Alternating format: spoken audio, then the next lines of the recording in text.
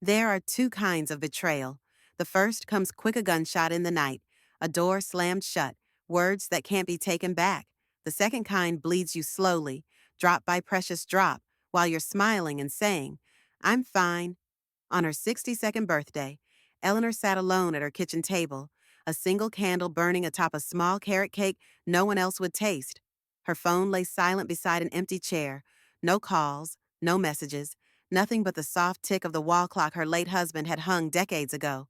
She wasn't expecting balloons or fanfare, just acknowledgement, just the simple courtesy of remembrance.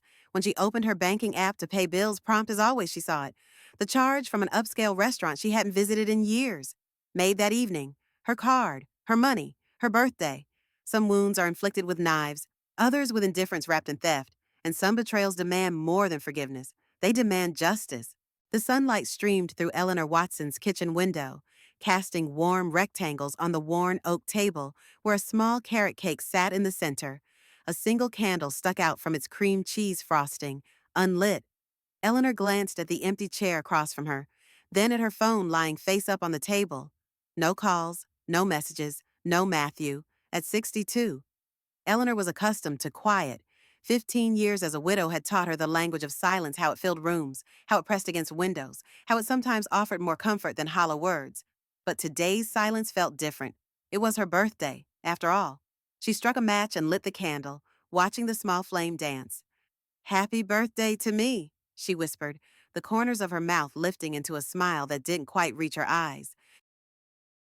Bedford, Virginia had already settled into evening, the sun casting long shadows across her backyard garden where spring tulips pushed through the soil gifts she had planted for herself months ago.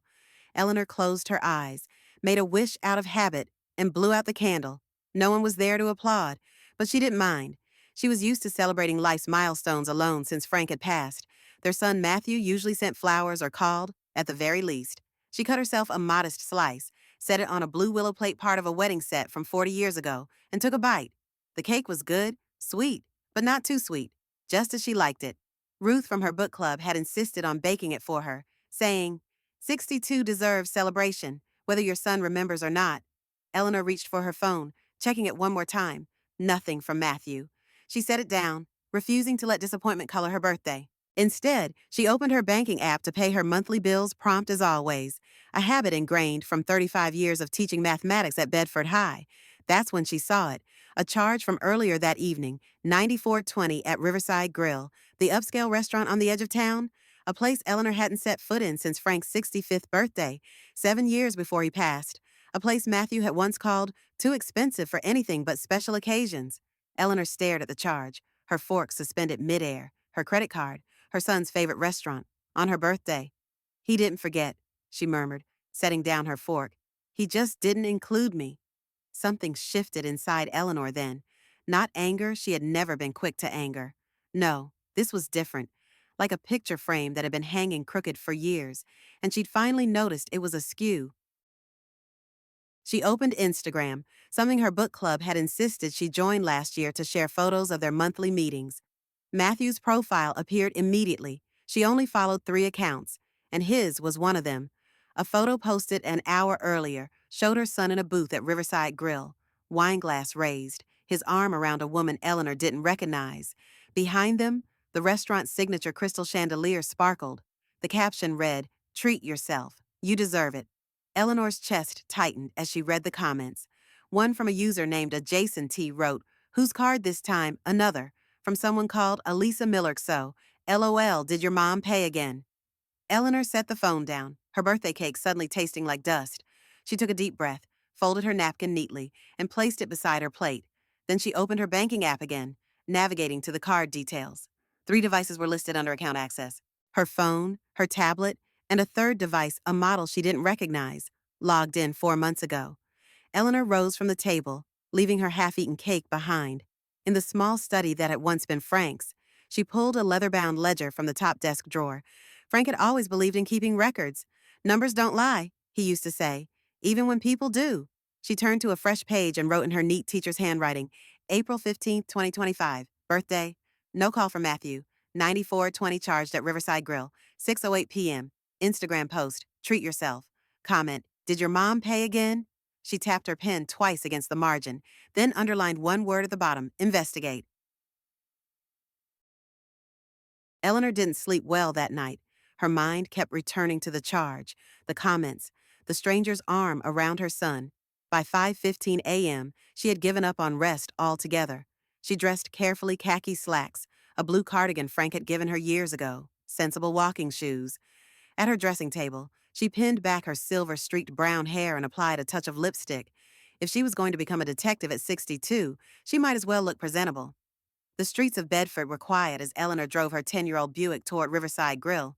The restaurant wouldn't open until 11 a.m., but the staff would be there preparing. Frank had taught her that too, if you want information. Go when people are setting up or closing down. They're less guarded then. She parked across the street, watching as a young man in black pants and a white shirt unlocked the front door. Delivery trucks came and went. A florist carried in fresh arrangements. Eleanor waited, gathering her courage, rehearsing what she would say. At 10:30, she crossed the street and knocked on the glass door. The young man looked up, startled, then came to open it. "I'm sorry, ma'am. We don't open until 11, he said politely. Eleanor smiled her best teacher smile, warm but authoritative. "I understand. I'm not here to eat. I believe my son was here last night, and I think he may have left his wallet." Matthew Watson, recognition flickered across the young man's face. "Oh, Matt, yeah, he was here. Let me get Tony. He was his server." Eleanor stepped inside, taking in the pristine white tablecloths and sparkling glassware. The restaurant smelled of furniture polish and fresh bread, a place that wore its elegance comfortably. A middle-aged waiter with salt and pepper hair appeared from the back. "You're looking for Matt's wallet?" he asked. "Yes," Eleanor said. "I'm his mother, Eleanor." Tony's expression shifted subtly. "Mrs. Watson," he said, extending his hand. "A pleasure to meet you. I've seen your card enough times I should probably recognize the name." Eleanor's smile remained fixed. "My card," Tony nodded. "Matt's a regular. Always uses the same black card, ends in 714. Says it's a family account." Eleanor nodded, her heart beating faster. "That's right. Did he happen to leave anything behind last night?" "No, ma'am," Tony said. "But he and his girlfriend seemed to have a good time. 4 courses, 2 bottles of wine. He's a generous tipper." "His girlfriend," Eleanor repeated. "Is she new? I don't believe I've met her." Tony shrugged. "Been coming in with her about 2 months now. Pretty girl, blonde, works in real estate. I think." "I see," Eleanor said. "Well, thank you for checking. Perhaps he left it somewhere else." As she turned to leave, Tony called after her. "Mrs. Watson, if you see Matt, tell him we're holding his reservation for this Friday. Same table under the chandelier?" Eleanor nodded, not trusting herself to speak. Outside, the spring air felt suddenly cold. She sat in her car for several minutes, hands gripping the steering wheel, processing what she'd learned. Her son was a regular at one of the most expensive restaurants in town. He used her credit card not occasionally, but routinely. He had a girlfriend she'd never heard of, and he had another dinner reservation for Friday. Instead of driving home, Eleanor turned toward Bedford Community Bank. Martha Jenkins, her friend of 30 years and the bank's branch manager, would be working today. If anyone could help her understand what was happening, it would be Martha. The bank was quiet when Eleanor arrived. Martha, elegant in a navy pantsuit despite being nearly 70, brightened when she saw her friend. "Eleanor, I tried calling you yesterday. Happy birthday." Eleanor accepted Martha's hug, then lowered her voice. "I need your help, Martha. Something's not right with my accounts." Martha's smile faded. She led Eleanor to her private office and closed the door. "What's going on?" Eleanor explained about the credit card charge, the Instagram post, the conversation at the restaurant. As she spoke, Martha's expression grew increasingly concerned. "Let's take a look," Martha said, turning to her computer. "I can't access your credit card directly since it's not through us, but I can check your bank accounts for any unusual activity." Eleanor provided her information, and together they examined her accounts. Nothing seemed immediately amiss until Martha clicked on a link labeled Linked Accounts and Payments. "Eleanor," Martha said slowly, "did you know you have an automatic payment set up to American Education Services? It's been pulling $215 every month for the past year and a half." Eleanor frowned. "That's Matthew's student loan servicer, but those should have been paid off years ago. Frank and I set aside money in a 529 plan before Matthew was even in high school." Martha clicked further. "The payment is linked to loan number 7729BX. Is that familiar?" "No," Eleanor said. "Matthew's loans were through Bedford Credit Union initially. I paid them off when Frank died. It was what he would have wanted." Martha printed the payment history and handed it to Eleanor. I think you need to call them. This doesn't look right. Eleanor's hands trembled slightly as she folded the paper and placed it in her purse. Thank you, Martha. I'll get to the bottom of this. Martha reached across the desk and squeezed Eleanor's hand. Do you want me to come over tonight? We could open a bottle of wine. Figure this out together. Eleanor shook her head. Not yet. I need to gather more information first. As she left the bank, Eleanor's phone buzzed with a text message. It was from Ruth. How is the birthday cake book club meeting tomorrow? Don't forget. We're discussing The Silent Wife. Eleanor almost laughed at the irony of the title. Instead, she texted back, Cake was delicious. I'll be there. I might need some advice from the group. Her next stop was unplanned. Eleanor found herself driving toward Matthew's apartment complex on the edge of town. He had moved there 3 years ago after a brief, failed marriage. Just temporary, he had told her, until I get back on my feet. Eleanor had a key for emergencies, Matthew had said. She had never used it before. Today, she decided, qualified as an emergency. The apartment complex was quiet in the middle of a workday. Eleanor's heart raced as she parked in a visitor spot and walked to Building C. What was she doing? Breaking into her own son's apartment like some kind of spy. What if he was home, but Matthew's sleek black Audi was nowhere to be seen in the parking lot? Eleanor knew his schedule or thought she did. Wednesdays, he worked at the marketing firm in Roanoke, usually until late. Her hand shook as she inserted the key into the lock of apartment 3C. It turned easily, too easily, as if it had been used often. The apartment was dimly lit, blinds drawn against the midday sun. Eleanor stood in the entryway, suddenly uncertain. This wasn't like her, the woman who had taught her students about boundaries and respect for 35 years. I'm just making sure he's okay, she whispered to herself. That's what mothers do. The living room was surprisingly tidy. Sleek furniture, a large television mounted on the wall, framed vintage movie posters, all more expensive looking than Eleanor would have expected. She moved carefully through the space, noting small details, designer shoes by the door, a high-end coffee machine on the kitchen counter, a bottle of scotch that Eleanor recognized as costing over $100.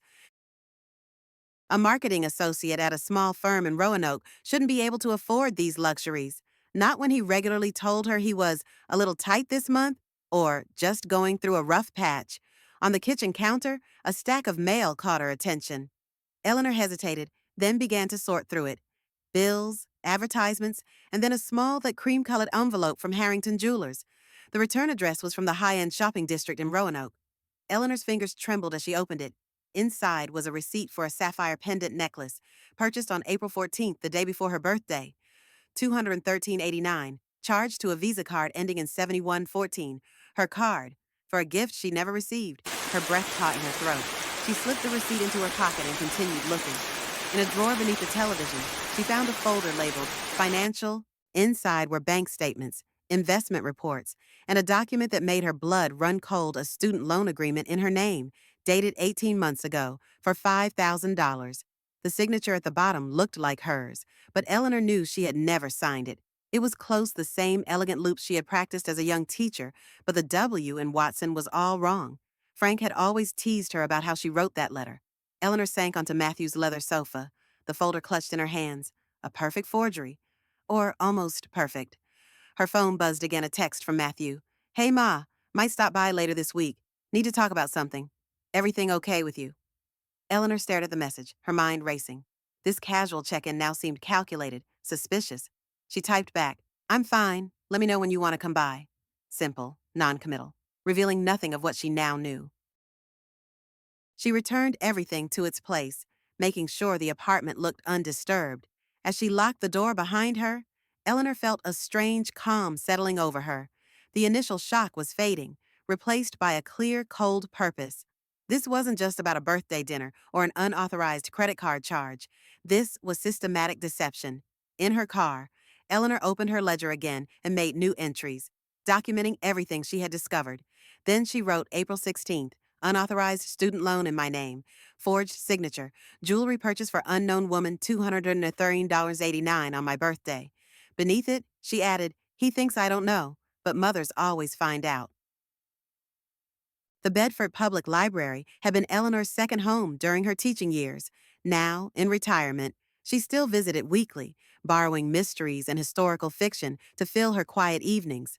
Today, however, Her purpose was different. Miss Abernathy, the head librarian who had to be pushing 80 but refused to retire, smiled as Eleanor approached the reference desk.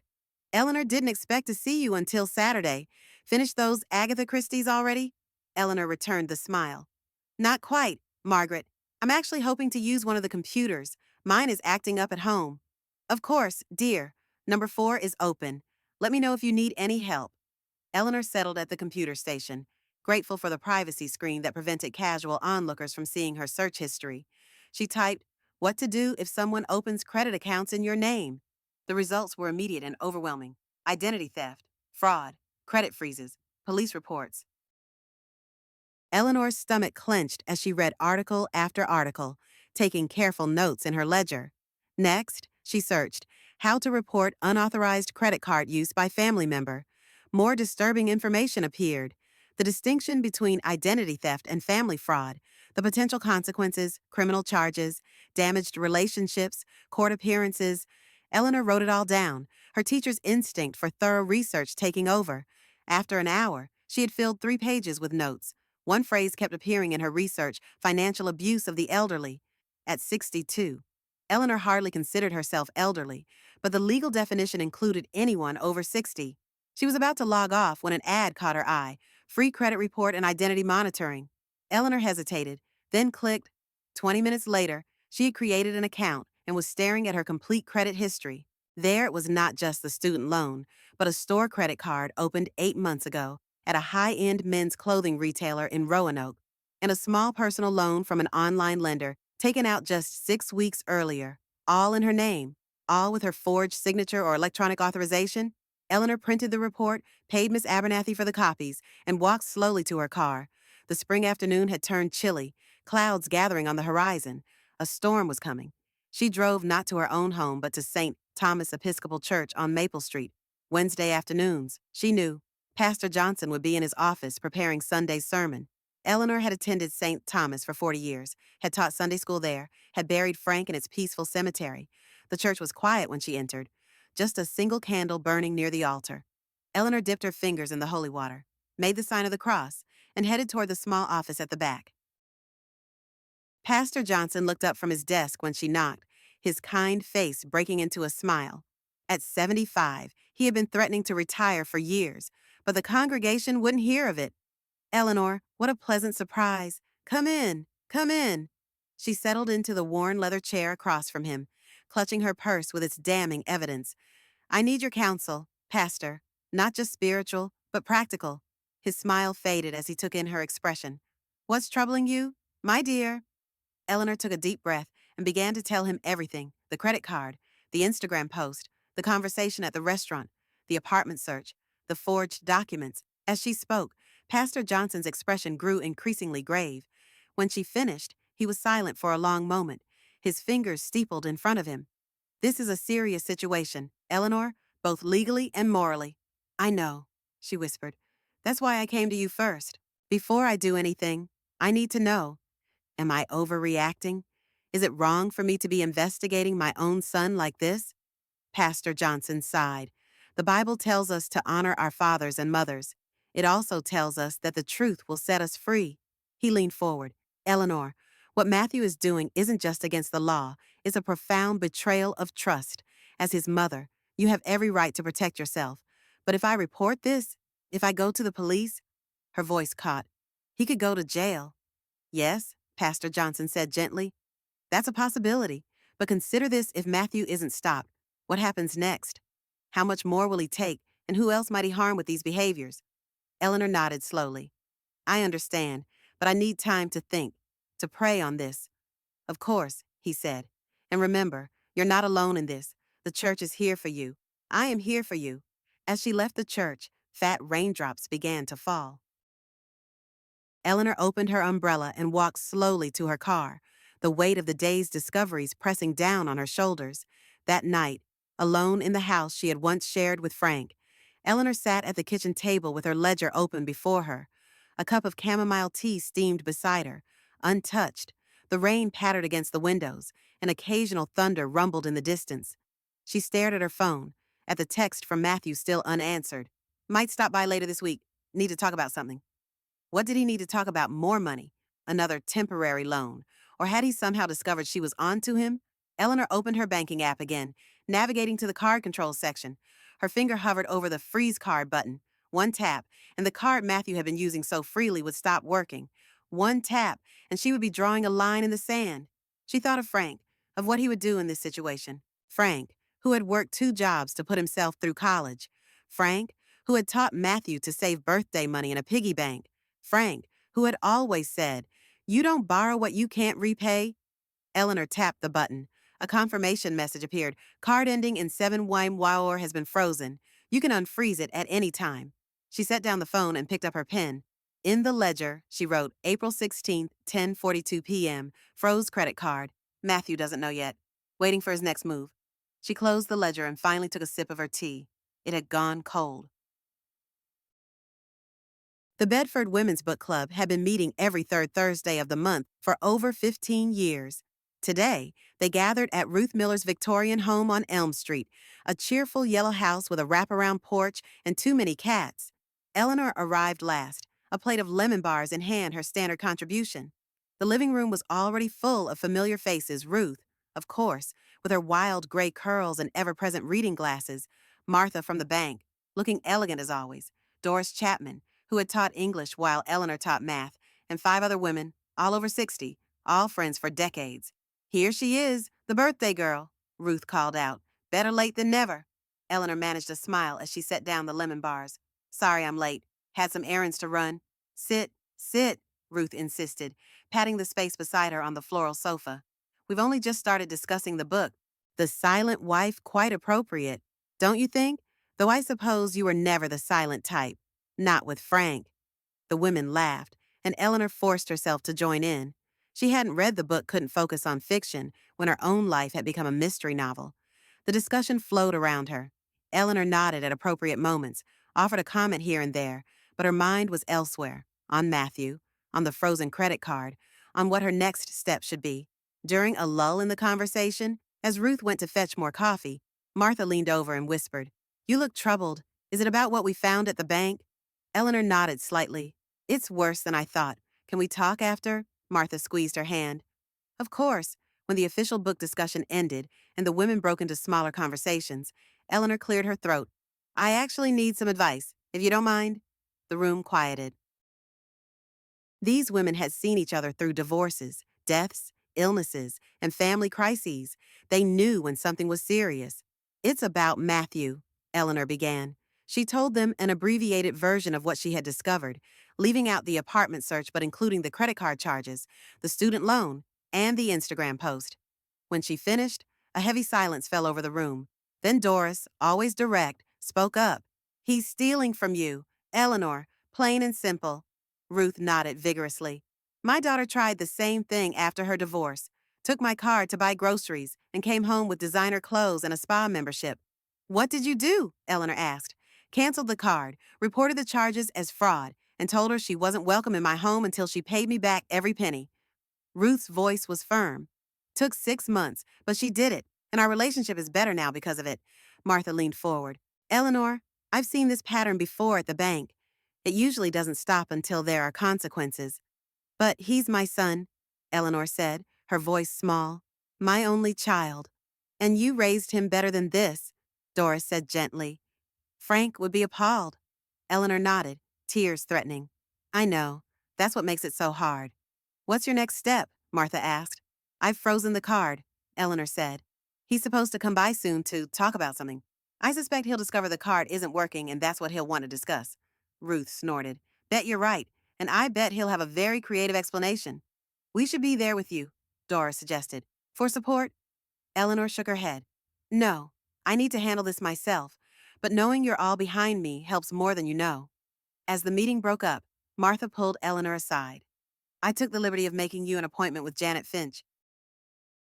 She's a financial advisor who specializes in helping seniors protect their assets. Tomorrow at 10, if you can make it." Eleanor hugged her friend tightly. "Thank you, Martha. I don't know what I'd do without you all." Driving home, Eleanor felt stronger. The weight hadn't lifted, but it seemed more bearable now, shared among trusted friends. She wasn't alone in this. Her phone buzzed with a text as she pulled into her driveway. Matthew, hey Ma, dinner tomorrow night. My treat. Riverside Grill at 7. Eleanor stared at the message. So soon, she had expected him to wait until the weekend, when he discovered the card wasn't working. Why the sudden dinner invitation? She typed back, sounds lovely. See you at 7. Inside, she went straight to her closet. If she was going to confront her son, she would do it looking her best. Eleanor pulled out a dress she rarely wore, a deep navy sheath that Frank had always loved. You look like Katharine Hepburn in that, he used to say. She laid it on the bed, then opened her jewelry box and took out her pearl earrings, a 20th anniversary gift from Frank. Classic, elegant, strong. Just what she needed to be tomorrow night. In the kitchen, Eleanor opened her ledger and made a new entry. April 17th, book club discussed situation. Martha made appointment with financial advisor. Matthew invited me to dinner tomorrow, Riverside Grill at 7. Cards still frozen. She added one final line. He doesn't know that I know, but tomorrow he will. Janet Finch's office was in a modern building on the outskirts of Bedford, with views of the Blue Ridge Mountains through floor-to-ceiling windows. The financial advisor was younger than Eleanor had expected, perhaps in her mid-50s, with a sleek silver bob and keen eyes behind stylish glasses. Martha Jenkins speaks very highly of you, Janet said, gesturing for Eleanor to take a seat. She mentioned you're dealing with a difficult situation involving your son. Eleanor nodded, then spent the next 20 minutes detailing everything she had discovered. Janet listened without interrupting, taking occasional notes on a yellow legal pad. When Eleanor finished, Janet set down her pen. First, I want to commend you for your thoroughness. Many people in your situation are too embarrassed or confused to document everything so carefully. I was a math teacher for 35 years, Eleanor said. Numbers and documentation are second nature. Janet smiled. That will serve you well. Now, based on what you've told me, we're looking at several distinct issues: unauthorized use of your credit card, identity theft for the loans and store card, and potential forgery for the signatures. Yes, Eleanor confirmed. And tonight, I'm meeting Matthew for dinner. He doesn't know I've frozen the card or that I'm aware of any of this. Janet leaned forward. Before you confront him, I want to make sure you're protected. I recommend we take the following steps immediately. First, place a fraud alert on your credit report. I can help you do that before you leave today. Second, change all your passwords and PINs, especially for banking and investment accounts. Third, prepare a record of all unauthorized transactions for the police. The police? Eleanor's voice caught. Mrs. Watson, Janet said gently.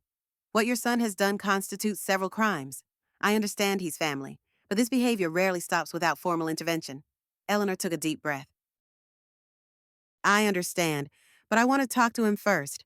Give him a chance to explain, to make it right. Janet nodded. That's your choice, of course, but please, don't agree to anything tonight. Don't sign anything.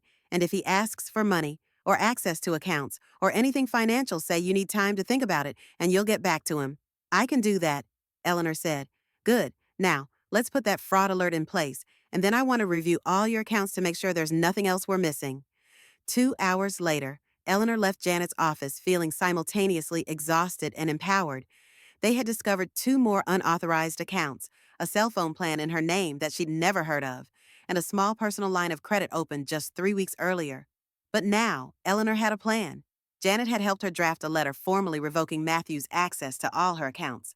They had changed every password, PIN, and security question. They had placed fraud alerts with all 3 credit bureaus, and Janet had connected Eleanor with Sarah Miller, a retired police detective who now worked as a consultant on elder fraud cases.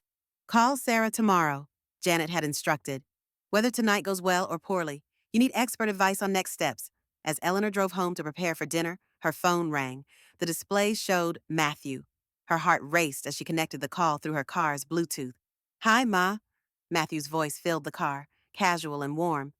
Just confirming dinner tonight. 7 still work for you. Yes, that's fine, Eleanor said, keeping her voice even. Great, I made reservations. Thought we could catch up. It's been a while. 3 weeks, Eleanor said, since you dropped by to borrow that serving platter. The platter she still hadn't gotten back. Right. Been crazy at work. You know how it is. A pause. You okay, Ma? You sound different. Eleanor gripped the steering wheel tighter. I'm fine, Matthew. Just have a lot on my mind. Well, we'll talk tonight. See you at 7. The call ended, and Eleanor let out a breath she hadn't realized she was holding. His voice had sounded so normal, so Matthew. the same son who had once made her Mother's Day cards with dried macaroni, who had cried when he struck out in Little League, who had hugged her fiercely at Frank's funeral and promised to always take care of her. How had they come to this at home? Eleanor laid out her navy dress and pearls. She would not show anger tonight. She would not cry. She would be calm, dignified, and absolutely clear about what she knew and what she expected, just like Frank would have been. She opened her ledger one more time before getting ready. April 18th, she wrote, met with financial advisor. Additional unauthorized accounts discovered. All passwords changed. Fraud alerts placed. Dinner with Matthew tonight at Riverside Grill. Cards still frozen? She underlined the last sentence twice, then added, time for truth. The maitre d' at Riverside Grill greeted Eleanor with a respectful nod. Good evening, ma'am. Are you dining alone tonight? No, Eleanor said. I'm meeting my son, Matthew Watson. He should have made a reservation. Recognition flickered in the man's eyes. Ah, yes, Mr. Watson. He called earlier to confirm. His usual table under the chandelier. Would you like to be seated, or would you prefer to wait at the bar? I'll be seated, thank you. Eleanor followed the maitre d' through the restaurant, aware of eyes turning to watch her progress. In her navy dress and pearls, with her silver-streaked hair swept up in an elegant twist, she knew she looked like what she was, a woman of substance, of dignity. The table was as Tony had described it, directly beneath the crystal chandelier that was a Riverside signature feature. Eleanor seated herself facing the entrance, determined to watch Matthew's approach. A waiter appeared immediately. Good evening, Mrs. Watson. May I bring you something to drink while you wait? Just water, please, with lemon. As she waited, Eleanor surveyed the restaurant. It was elegant without being stuffy white tablecloths, soft lighting, discreet service, the kind of place where important conversations happened, business deals, marriage proposals, and tonight, a reckoning between mother and son. At 7:10, Matthew still hadn't arrived. Eleanor wasn't surprised. Punctuality had never been his strong suit. Even as a child, Frank had tried to instill the value of being on time. Being late says your time is more important than theirs, but the lesson hadn't stuck. At 7:18, she spotted him entering the restaurant. Even at 38, Matthew had a boyish quality, his father's strong jaw and her own hazel eyes. He was handsome in a conventional way, dressed in a blazer and open-collared shirt that Eleanor suspected cost more than her monthly mortgage payment. He spotted her and waved, then stopped to speak with the maitre d'. There was a familiarity to their interaction that confirmed what Tony had told her. Matthew was indeed a regular.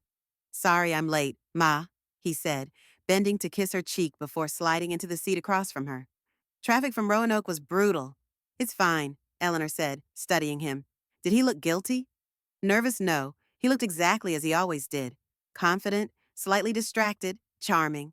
You look nice, he added, glancing at her dress. Special occasion. Eleanor met his gaze. Just dinner with my son. The waiter appeared before Matthew could respond.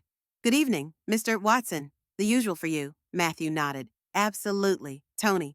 And bring us the calamari to start. He turned to Eleanor. You'll love it, Ma. They do it with this spicy aioli that's incredible. Eleanor said nothing, just watched as Tony nodded and left. Matthew hadn't consulted her about the appetizer, hadn't asked what she might want to drink, just ordered for both of them, assuming control of the meal. So, Matthew said, leaning back in his chair, how have you been? Everything good at the house book club still meeting? Everything's fine, Eleanor said. How about you, work going well? Matthew launched into a story about a difficult client, his hands moving animatedly as he spoke. Eleanor listened, nodding at appropriate intervals, watching for any sign that he knew what she had discovered. There was nothing, just the same Matthew, talking about himself, assuming her interest, her support. Tony returned with a glass of red wine for Matthew and the calamari. Your appetizer, and the lady's water has been refreshed. Are you ready to order, or would you like more time? Matthew glanced at Eleanor. You know what you want, Ma. Eleanor hadn't even opened her menu. I think I'll just have a small salad. I'm not very hungry tonight. Matthew frowned slightly. Come on, Ma. My treat. Get whatever you want. The sea bass is amazing. Just the salad, Eleanor repeated, house dressing on the side. Matthew shrugged and turned to Tony. She'll have the house salad, dressing on the side. I'll do the lamb chops, medium rare, and another glass of the cab. Tony nodded and left. Matthew took a sip of his wine, then reached for the calamari. So, I wanted to talk to you about something. Here it comes, Eleanor thought. She straightened in her chair. Yes, I've been thinking about making a change, career-wise. He popped a piece of calamari into his mouth. The marketing thing is fine, but there's not a lot of growth potential at Henderson and Associates. I'm considering striking out on my own. This wasn't what Eleanor had expected. Your own business, Matthew nodded enthusiastically. Digital marketing consultancy. I've already got a few potential clients lined up. People I've worked with through Henderson who would follow me. That sounds ambitious, Eleanor said carefully. Starting a business requires significant capital. Exactly, Matthew said, pointing his fork at her. That's where I could use your help, just temporarily. Of course, a small loan to cover office space, some basic equipment, website development. I've worked up a business plan and everything. Of course, it always came back to money. Eleanor took a sip of her water, gathering her thoughts. How much are you thinking? Matthew hesitated just a fraction. Around 20,000, just to get things rolling. I'd pay you back with interest. Of course, once the business is up and running, $20,000, more than all the unauthorized charges and loans combined. Eleanor set down her glass. That's a lot of money. Matthew? I know. But it's an investment, really, in my future. He leaned forward. Look, Ma, I wouldn't ask if I didn't think this was a sure thing. I've got the skills, the contacts. I just need the startup capital. Eleanor looked at her son, really looked at him. The earnest expression, the confident smile, the absolute certainty that she would say yes, would give him whatever he asked for, because she always had. Before we discuss that, she said carefully, I need to ask you something. Sure, shoot. Matthew took another piece of calamari. Did you use my credit card here on Tuesday night, April 15th? Matthew's hand froze halfway to his mouth. A flash of something surprise alarm crossed his face before his expression smoothed. What? No, of course not. That's strange, Eleanor said, her voice steady, because there was a charge on my card from Riverside Grill that night, $94.20. Matthew set down the calamari. That's weird. Maybe your card was compromised. You should report it. I saw the Instagram post. Matthew, you and a woman I don't know, right here, under this chandelier. The caption said, treat yourself. You deserve it. The color drained from Matthew's face. Ma, I can explain. I'm sure you can. You can also explain the student loan opened in my name, and the store credit card, and the personal line of credit, and the sapphire necklace purchased with my card the day before my birthday. A birthday you didn't bother to call or text about. Matthew stared at her, speechless for perhaps the first time in his adult life. Tony chose that moment to return with their meals. Lamb chops for Mr. Watson, and the house salad for the lady. Can I get you anything else? No, thank you, Tony, Eleanor said, her eyes never leaving Matthew's face. When the waiter left, Matthew leaned forward, his voice low and urgent. Ma, it's not what you think. I was going to pay all of that back. Things have been tight lately, and I just needed some help to get through a rough patch. So, you committed fraud? Eleanor kept her voice quiet but firm. You stole my identity, forged my signature. I didn't. He stopped. Okay, yes, I used your card a few times, and maybe I signed your name on some stuff. But it wasn't theft. We're family. I was going to make it right. When? Eleanor asked. Before or after you asked me for another $20,000. Matthew's expression hardened. So that's a no on the business loan. I take it. Eleanor almost laughed at the audacity. Matthew, I've frozen the credit card. I've placed fraud alerts on my credit reports. I've changed all my passwords and PINs.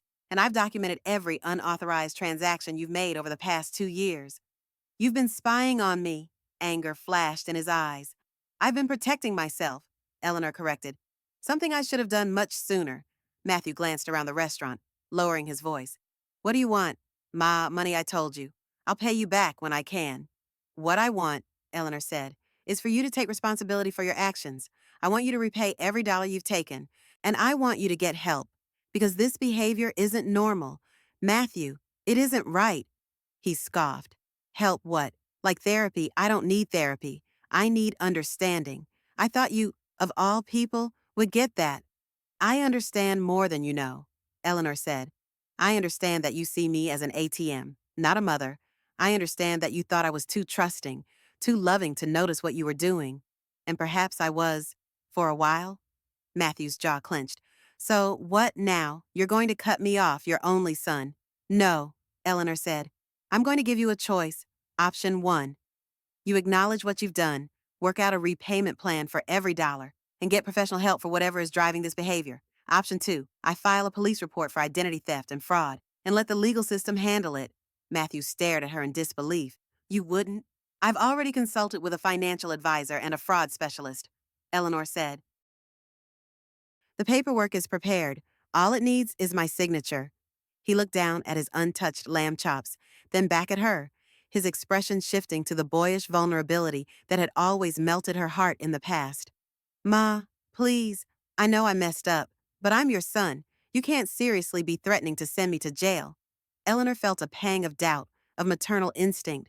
Then she remembered the forged student loan, the comments on Instagram, the sapphire necklace purchased with her card but given to another woman on her birthday. I don't want to, she said honestly, but I will if I have to. The choice is yours, Matthew. He reached for his wine glass, his hand trembling slightly. I need time to think about this. You have until Monday, Eleanor said. 3 days. Matthew set down his glass without drinking. And what about tonight? This dinner? Eleanor reached into her purse and pulled out two $20 bills, placing them neatly beside her untouched salad. I believe this covers my portion. You're leaving? He sounded genuinely shocked. Yes, Eleanor said, rising from her chair. And Matthew, don't try to put this on your usual card. I've frozen it. Remember? As she turned to leave, Matthew called after her, his voice tight with anger. This isn't over, Ma. Eleanor paused, looking back at her son, the boy she had raised, the man he had become. You're right, she said softly. It's just beginning. Outside, the spring evening was mild, stars just beginning to appear in the darkening sky. Eleanor walked to her car with her head high, her steps steady. Only when she was inside, doors locked, did she allow the tears to come. She cried not for the money, not for the betrayal, but for the little boy who had once held her hand so tightly crossing the street, who had looked at her with complete trust and love. Where had that child gone, and was he still in there somewhere? Beneath the lies and manipulation, Eleanor dried her eyes, started the car, and drove home through the quiet streets of Bedford. In her kitchen, she opened her ledger one last time that day. April 18th, she wrote. Confronted Matthew at dinner. He denied everything at first, then tried to justify it. Gave him until Monday to decide repayment plan and professional help, or police report. He was angry, disbelieving, said this isn't over. She paused, then added, I'm afraid it's just the beginning of a very difficult road. As she closed the ledger, her phone buzzed with a text from Ruth. How did it go? Eleanor typed back, he didn't expect me to know. He certainly didn't expect me to stand up for myself. I gave him until Monday to decide what happens next. Ruth's response came quickly. Proud of you, girl. We all are. Come to my place tomorrow for coffee. The whole book club wants to check on you. Eleanor smiled through fresh tears. I'll be there, she replied. Thank you. She set the phone down and went to the window, looking out at the night sky. Frank had loved stargazing. Each one a possibility, he used to say. Each one a reminder that we're small but significant. I did it, Frank, she whispered to the stars. I stood up to him. I just hope I haven't lost him forever. The stars offered no answer, but Eleanor felt a sense of peace settle over her. Whatever happened next, she had done the right thing. She had acted with strength and dignity, and she was not alone. Tomorrow would bring new challenges. Matthew might lash out. He might try to turn family members against her. He might even follow through on his implied threat. But tonight, Eleanor had reclaimed something precious, her self-respect. She turned from the window and headed to bed, leaving her phone on the kitchen counter. If Matthew called, if he texted, it could wait until morning. Tonight was for her, for rest, for the quiet dignity of having finally said enough. The weekend passed in a strange, suspended quiet. Eleanor kept her phone nearby, checking periodically for messages from Matthew, but none came. No calls, no texts, no emails, just silence. Her friends rallied around her. Saturday morning, the entire book club gathered at Ruth's house, bringing coffee, pastries, and unwavering support. Martha reported that Matthew had been to the bank that morning, attempting to access Eleanor's accounts, but had been firmly turned away. He wasn't happy, Martha said, stirring sugar into her coffee. Made quite a scene, actually. Said there must be some mistake, that he's always had access. What did you tell him? Eleanor asked. That account permissions had been updated per the account holder's instructions, and that he should speak directly with you. Martha patted Eleanor's hand. He left in quite a huff, nearly knocked over the brochure stand on his way out. Doris shook her head. Reminds me of my nephew. Thought his mother's retirement fund was his personal piggy bank. It took a restraining order to get him to back off. I hope it doesn't come to that, Eleanor said quietly. Have you called that fraud specialist? Ruth asked. The one Janet recommended. Eleanor nodded. Sarah Miller, we're meeting Monday afternoon. I wanted to give Matthew the weekend to think things through, to make the right choice. And if he doesn't, this from Betsy Williams, the newest and youngest member of the book club at a mere 56, then I file the police report, Eleanor said, her voice steady despite the ache in her heart. I have to protect myself. And maybe it will be the wake-up call he needs. The women nodded in understanding. They had all lived long enough to know that sometimes the hardest choices were the most necessary ones. Sunday morning, Eleanor attended services at St. Thomas as usual. Pastor Johnson's sermon was about forgiveness, not the easy kind that glossed over harm, but the difficult, transformative kind that required accountability and change. True forgiveness, he said, looking directly at Eleanor, doesn't mean there are no consequences. It means we don't let those consequences destroy us or the ones who harmed us. It means we leave room for redemption, even as we protect ourselves from further harm. After the service, several congregation members stopped to chat with Eleanor. News traveled fast in Bedford. Not the details, she had shared those only with her closest friends, but the general sense that something was wrong between Eleanor and Matthew. We're praying for both of you, Mrs. Fulton said, clasping Eleanor's hand. At 82, she had buried 2 husbands and a son. Family troubles are the heaviest kind.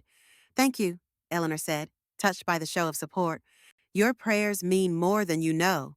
At home, Eleanor prepared a simple lunch and ate it on the back porch, watching cardinals and finches visit the bird feeder Frank had installed years ago. She maintained it meticulously, just as he had taught her. Birds remember who feeds them, he used to say. They're loyal to those who are loyal to them. Her phone buzzed with a text. Eleanor's heart jumped, but it wasn't from Matthew. It was Martha. Just a heads up. Matthew came by the bank again, asked about wire transfer procedures for your accounts. When Jessica told him he wasn't authorized, he asked a lot of questions about how to get reauthorized. Be careful, Eleanor. Eleanor texted back her thanks, a new worry settling in her stomach. What was Matthew planning? Was he hoping to somehow regain access to her accounts before she could file a police report? She spent the afternoon reviewing her documentation once more, making sure every detail was correct, every date accurate. If it came to legal action, she wanted to be prepared. As the sun began to set, casting long shadows across her garden, Eleanor's doorbell rang. She froze, her hand halfway to her teacup. Could it be Matthew? She wasn't ready for another confrontation, not without Sarah Miller present. The doorbell rang again, followed by a familiar voice calling through the door. Eleanor, it's Martha and Ruth. Open up. We've brought dinner and updates. Relief washed over her as she hurried to the door. Her friend stood on the porch, Ruth holding a casserole dish, Martha clutching a bottle of wine. We thought you shouldn't be alone tonight, Martha said as they stepped inside. Not with everything that's happening. And I made my famous chicken divan, Ruth added, heading straight for the kitchen. Comfort food for uncomfortable times. Over dinner, Martha shared more details about Matthew's bank visits. He seemed desperate, she said. Asked if there was any way to override your instructions. Jessica said he even hinted at medical concerns, suggested you might not be thinking clearly. Eleanor's fork paused midair. He's laying groundwork to challenge my competence. Martha nodded grimly. That would be my guess. It's a common tactic, unfortunately. Claim the elder parent is confused or being manipulated by others. But I'm only 62, Eleanor protested, and I'm sharper than half the tellers at your bank. Doesn't matter, Ruth said, refilling their wine glasses. The mere suggestion creates doubt, and if he could get a doctor to back him up, claim you're experiencing early dementia or something, he could potentially get access to your accounts through a guardianship proceeding. Eleanor set down her fork, her appetite gone. This is getting worse, not better. All the more reason to meet with Sarah tomorrow, Martha said firmly. The sooner you have official protection, the better.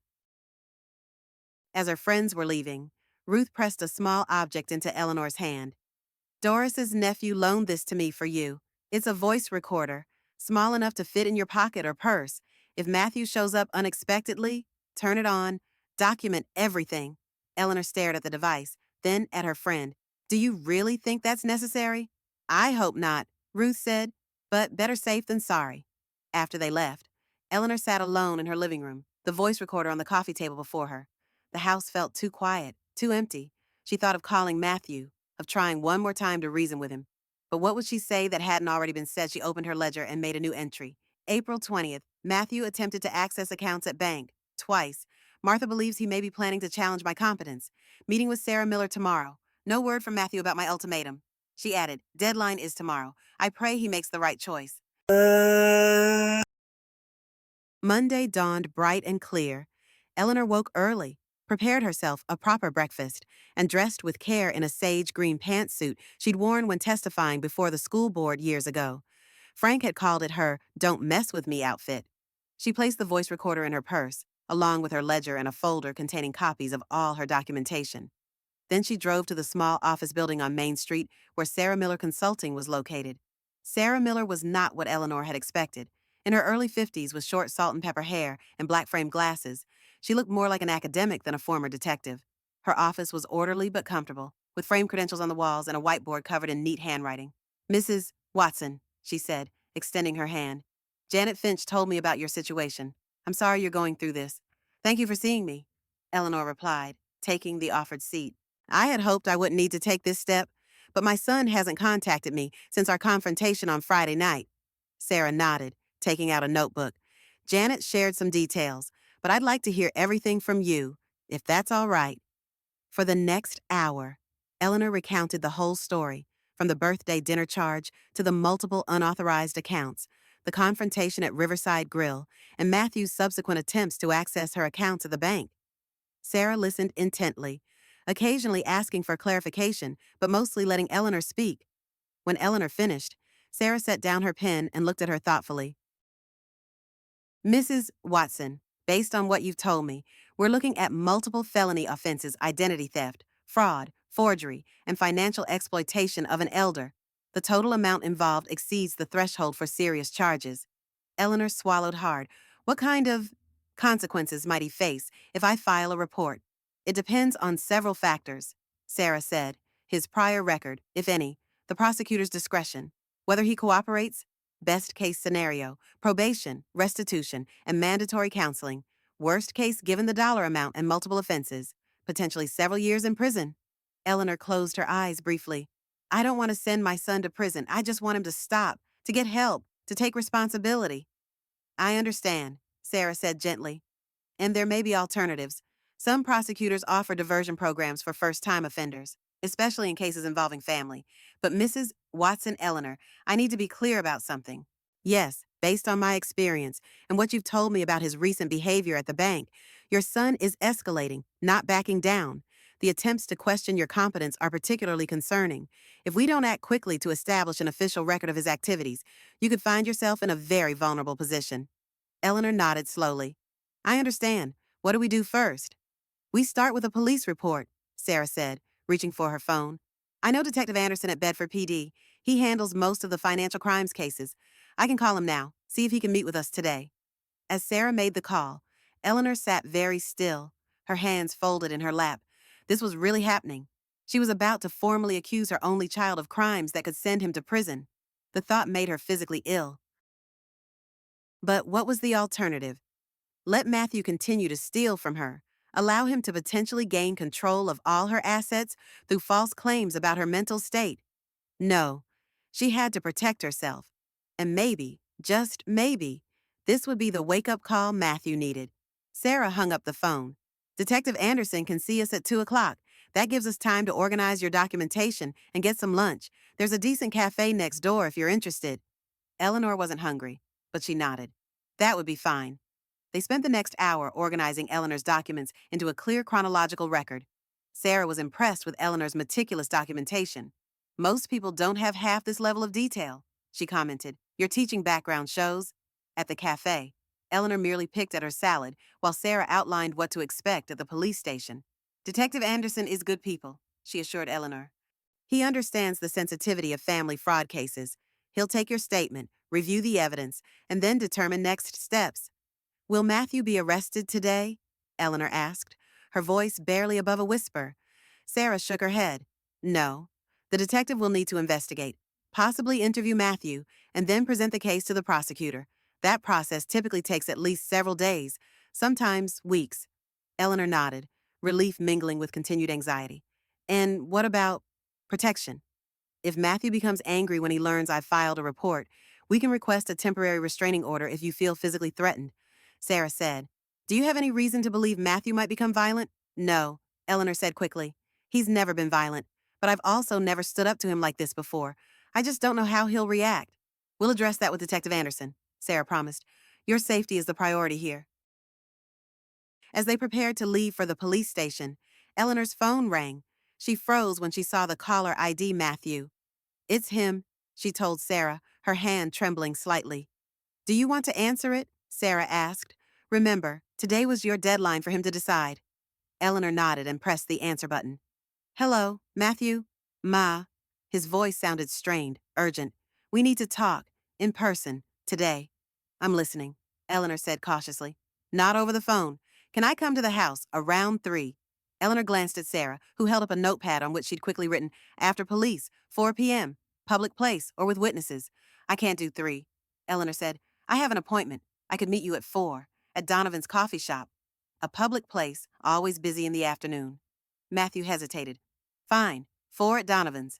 He hung up without saying goodbye. Eleanor lowered the phone slowly. He wants to meet. Do you think he's going to agree to my terms? Sarah looked skeptical. Possibly, or he could have another agenda. Either way, we should proceed with filing the police report.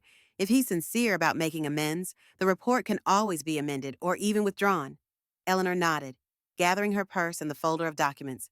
Let's get this over with.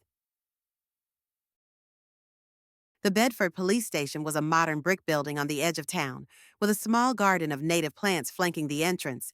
Inside, the lobby was brightly lit and surprisingly quiet for a Monday afternoon. Detective James Anderson was a tall man in his 40s, with kind eyes and a no-nonsense demeanor. He led Eleanor and Sarah to a small conference room rather than an interrogation room, a gesture Eleanor appreciated. Ms. Miller explained some of the situation when she called, he said, settling across from them. But I'd like to hear everything from you, Mrs. Watson, in your own words. Once again, Eleanor recounted the events of the past week, starting with the birthday dinner charge and ending with Matthew's attempts to access her accounts at the bank.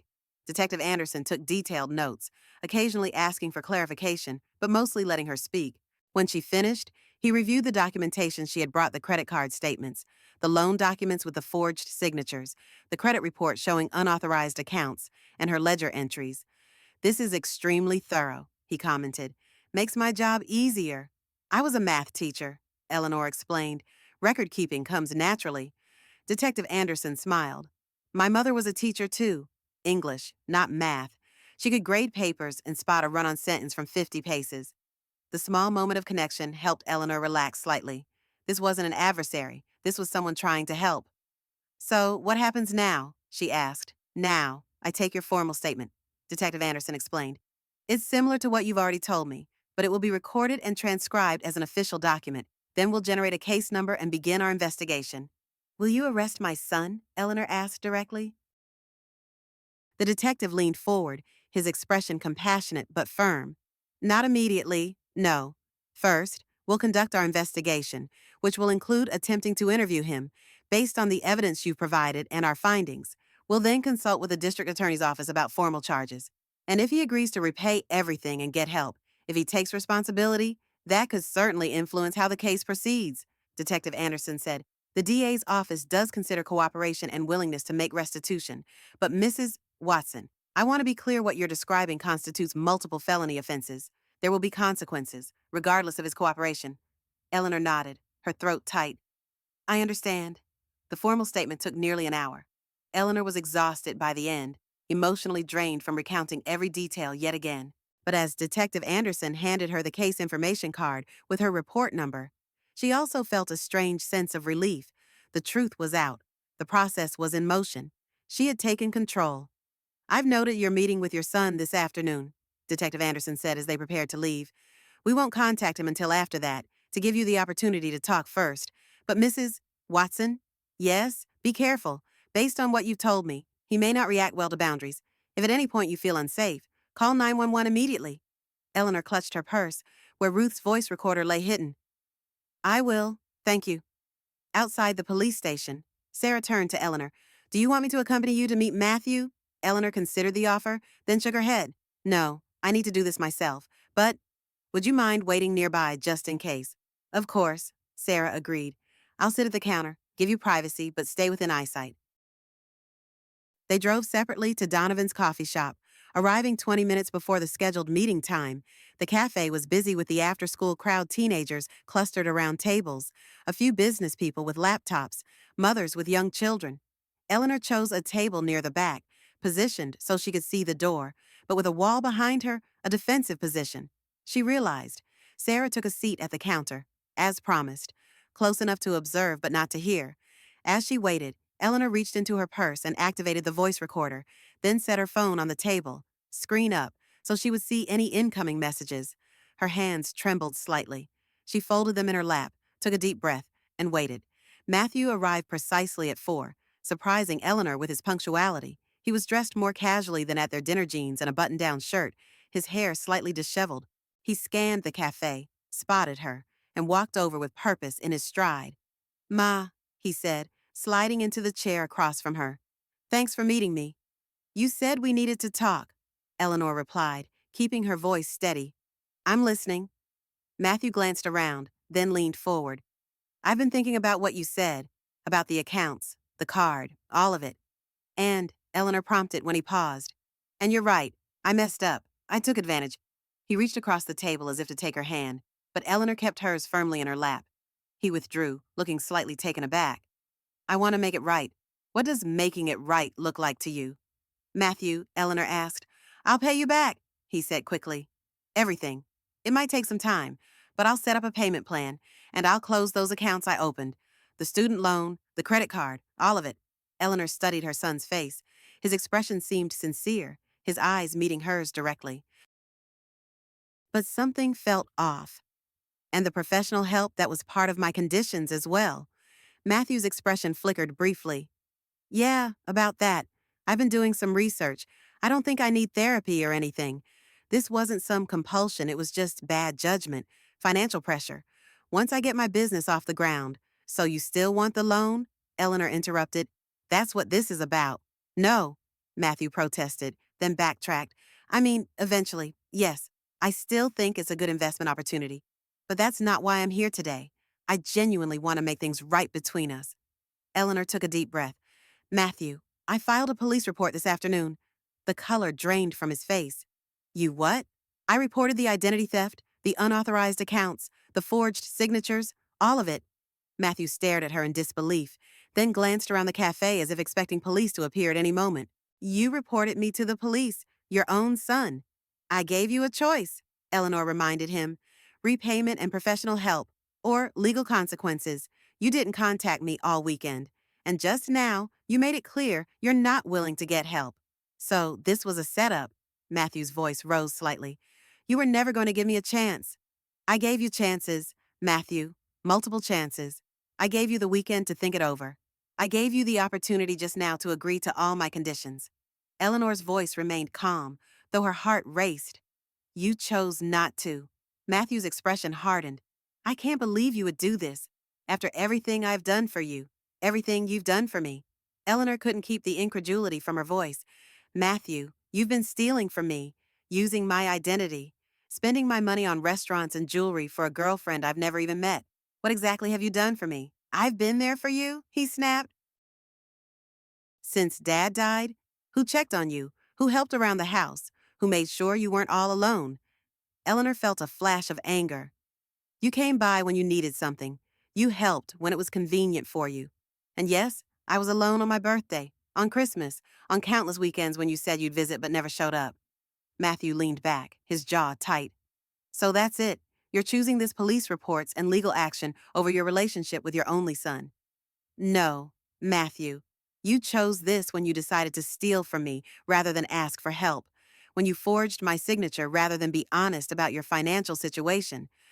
Eleanor's voice softened slightly. "I would have helped you if you'd been honest. You know that?" "It's not too late," he said, changing tactics, his voice taking on a pleading tone. "You can withdraw the report. We can handle this privately, as a family. No one else needs to be involved."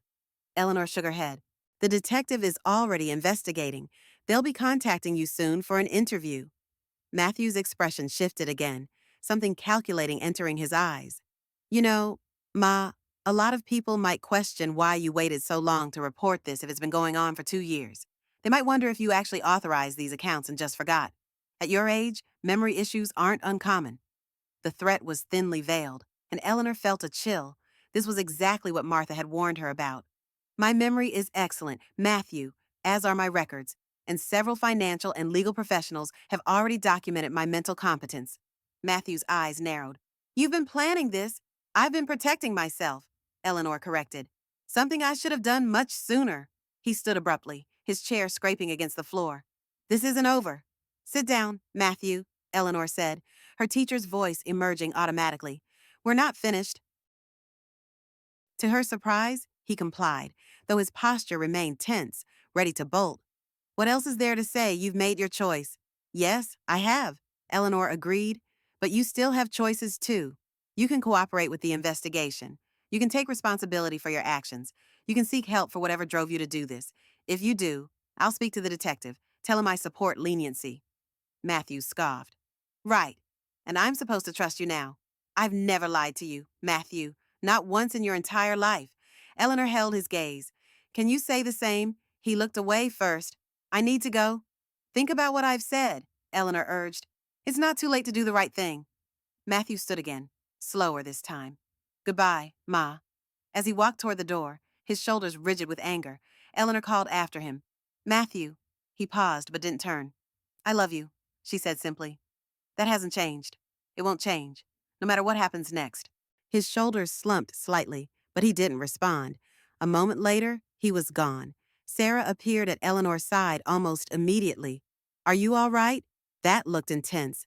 Eleanor realized her hands were shaking. She reached into her purse and turned off the voice recorder. He didn't take it well, she said quietly, and he threatened to question my competence, just as Martha predicted. The recording will help if he tries that route, Sarah assured her. Do you want me to call Detective Anderson, update him on what happened? Eleanor nodded, suddenly exhausted. Yes, please. And then I think I need to go home. It's been a very long day. As Sarah made the call, Eleanor stared at the empty chair where her son had sat. She had held firm, had maintained her boundaries, but the victory felt hollow. In protecting herself, had she lost Matthew forever? She wouldn't know the answer to that question for some time. For now, all she could do was continue forward, one careful step at a time. The next morning, Eleanor woke to the sound of persistent knocking at her front door. She glanced at the clock, 6:45 a.m., far too early for a social call. She pulled on her robe and hurried downstairs, peering through the peephole before opening the door. It was Martha, still in her gardening clothes, looking distraught. Martha, what's wrong? Have you seen the newspaper? Martha asked, thrusting a copy of the Bedford Gazette into Eleanor's hands. Page 3. Eleanor took the paper with trepidation and turned to the indicated page. There, in the community section, was a small article with a jarring headline. Local teacher's son claims elder abuse, seeks guardianship. Her hands trembling, Eleanor read the brief article. Matthew Watson, 38, has filed an emergency petition for guardianship of his mother. Eleanor Watson, 62, a retired Bedford High School teacher. In court documents filed late Monday, Watson claims his mother is experiencing early-onset dementia and is being manipulated by so-called friends into making financial decisions that are not in her best interest. A hearing is scheduled for Friday at the Bedford County Courthouse. Watson is seeking temporary control of his mother's finances and medical decisions pending a full competency evaluation.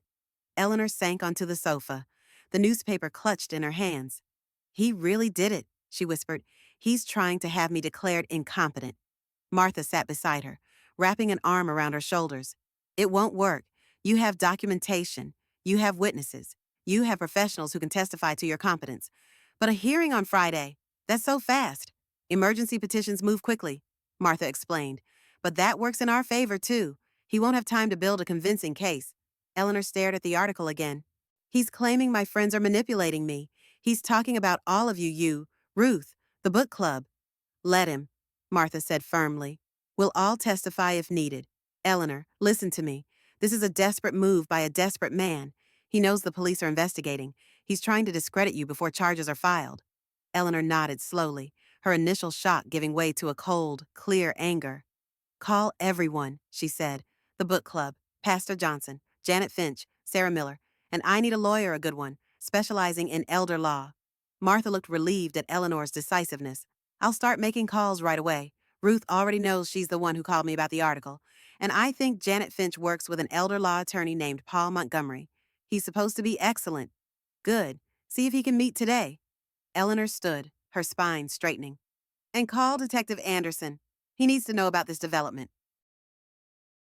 As Martha made calls from the kitchen, Eleanor went upstairs to dress. No more robes and slippers. Today called for armor, another pantsuit, this one in navy blue, with sensible pumps and pearl earrings. Battle attire.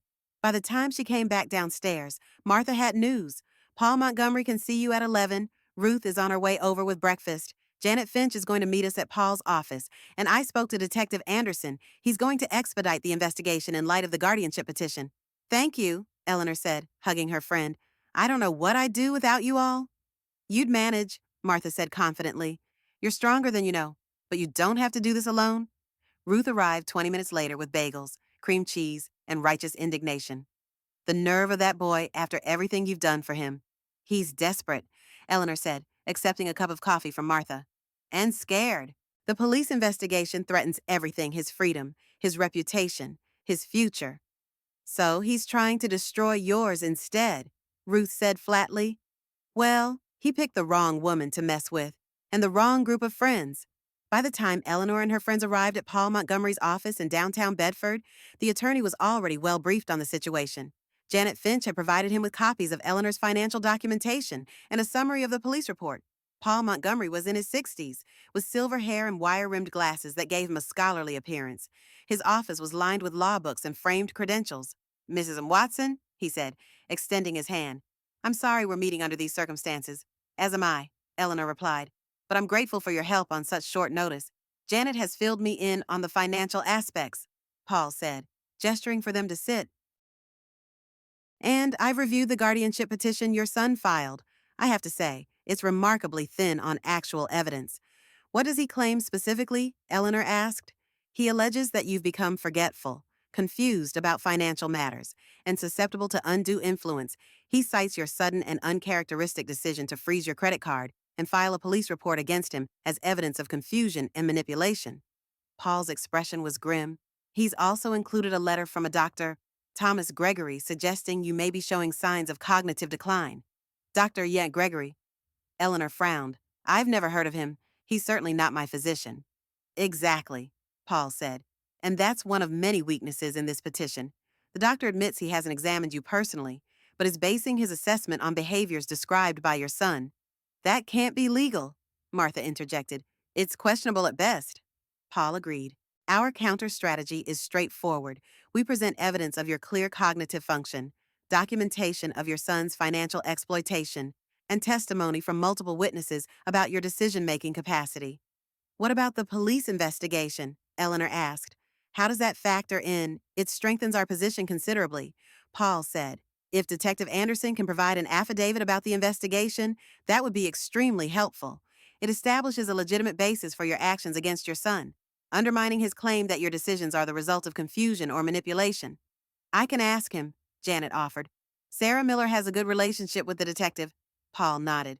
Excellent. Now, Mrs. Watson, I need to prepare you for Friday's hearing. It will be challenging. Your son's attorney will try to make you appear confused, forgetful, or easily influenced. They may ask deliberately confusing questions or try to provoke an emotional response. I spent 35 years managing classrooms full of teenagers, Eleanor said dryly. I'm familiar with attempts to provoke emotional responses. Paul smiled for the first time. Fair point. Still, we should prepare. And, Mrs. Watson, this is important if the judge grants even a temporary guardianship. It could be very difficult to reverse. We need to be absolutely prepared. I understand, Eleanor said firmly. Whatever it takes. For the next 2 hours, Paul walked Eleanor through the hearing process, potential questions, and their strategy. By the time they finished, Eleanor felt mentally exhausted but more confident. They had truth on their side. They had evidence. They had witnesses. As they were preparing to leave, Paul's secretary entered with a message. Detective Anderson called. He'd like Mrs. Watson to come to the station this afternoon if possible. They've interviewed Matthew Watson and have updates on the investigation. Eleanor exchanged glances with Martha and Ruth. Tell him I'll be there at 3, she said. Outside Paul's office, the three women stood in the spring sunshine, taking a moment to breathe before the next challenge. One step at a time, Martha said, squeezing Eleanor's hand. We've got the legal strategy in place. Now let's see what the detective has found. Detective Anderson was waiting when Eleanor arrived at the police station. He looked tired but offered her a respectful nod as he led her back to the same conference room they'd used before. Thank you for coming in, Mrs. Watson, he said, closing the door. I wanted to update you personally on our progress, especially in light of the guardianship petition. I appreciate that, Eleanor said. My attorney says the police investigation is critical to countering Matthew's claims. So I understand I've already spoken with Mr. Montgomery about providing an affidavit for Friday's hearing. Detective Anderson opened a folder. We interviewed your son yesterday evening, after your meeting at the coffee shop. How did that go? Eleanor asked, her heart constricting despite everything. Not well, the detective admitted. He denied all allegations at first, claimed you had authorized him to use your card and accounts. When confronted with the evidence, particularly the forged signatures, he changed tactics, suggesting you were confused and had forgotten giving him permission. Eleanor shook her head sadly. And the guardianship petition was his next move. Yes, filed within hours of our interview. Detective Anderson's expression softened slightly. Mrs. Watson, I want you to know that in my professional opinion, the evidence of financial exploitation is overwhelming. The DA's office has reviewed the case and is prepared to file formal charges. What kind of charges? Eleanor asked, her mouth suddenly dry. Identity theft, fraud, and financial exploitation of an elder. All felonies. He paused. However, given the family relationship and your stated preference for rehabilitation over punishment, the DA is willing to consider a plea agreement that would include restitution, probation, and mandatory counseling rather than prison time. Eleanor nodded slowly. I would support that. If Matthew admits what he's done and agrees to get help, we'll present that option to his attorney, Detective Anderson said. But Mrs. Watson, you should be prepared based on his current behavior. He may not accept it. I understand. Eleanor straightened in her chair. What else do you need from me? Your testimony, if this goes to trial, and your continued cooperation during the investigation. He hesitated. There's one more thing you should know. We subpoenaed your son's bank records as part of our investigation. And the financial exploitation appears to be more extensive than we initially thought. There's evidence he's been selling your personal belongings, jewelry, antiques, possibly family heirlooms, and depositing the proceeds in his account. Eleanor felt as if she'd been struck. My things from my house. Detective Anderson nodded grimly. We believe so. Items he may have had access to when visiting you. Or perhaps things stored in your attic or basement that you wouldn't notice missing immediately. Eleanor thought of Frank's coin collection, carefully stored in the attic, the silver tea service from her grandmother, the antique books her father had collected. How much had Matthew taken? How long had this been going on? We'd like your permission to search your home, Detective Anderson continued. To inventory what might be missing. It would strengthen the case and potentially help recover some items if they haven't been sold yet. Of course, Eleanor said, her voice hollow. Whatever you need. By the time Eleanor left the police station, the sun was setting. She drove home in a daze, the detective's words echoing in her mind. Matthew hadn't just stolen her identity. He had stolen pieces of her history, her family's legacy. At home, she moved through the quiet rooms like a ghost, noticing empty spaces she had somehow overlooked before. The small Tiffany lamp that had always stood on the hallway table gone. The vintage baseball cards Frank had framed in his study missing. The silver-framed wedding photo from her dresser replaced with a cheaper frame she had assumed Frank had purchased before his death. In the attic, the damage was more obvious. Boxes had been shifted, contents disturbed. Frank's coin collection was indeed gone. So was the silver tea service, and the first edition Hemingway her father had prized. Eleanor sat on an old trunk, surrounded by the evidence of her son's betrayal, and finally allowed herself to cry. Not delicate tears, but deep, racking sobs that seemed to come from the very core of her being. How had it come to this? Where had she gone wrong as a mother?